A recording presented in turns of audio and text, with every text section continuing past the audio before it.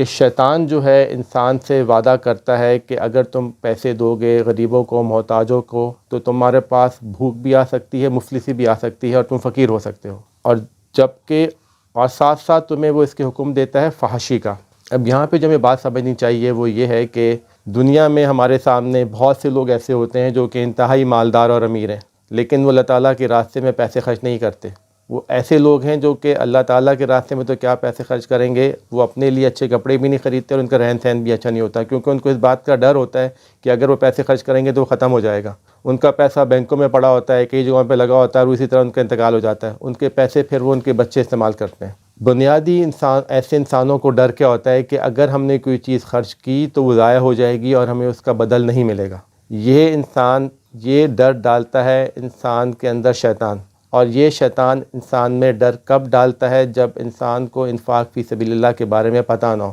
اور اسے یہ سمجھ نہ ہو کہ دنیا ہی کی زندگی سارا کچھ نہیں ہے، آخری اصل جو اجر ملنا ہے اسے دنیا کے اندر تو ملنا ہی ہے، لیکن آخرت کے اندر اسے اصل اجر ملنا ہے، کیونکہ وہ ہے یوم الحق۔ جو انسان نے جو بھی کیا ہوگا اس کو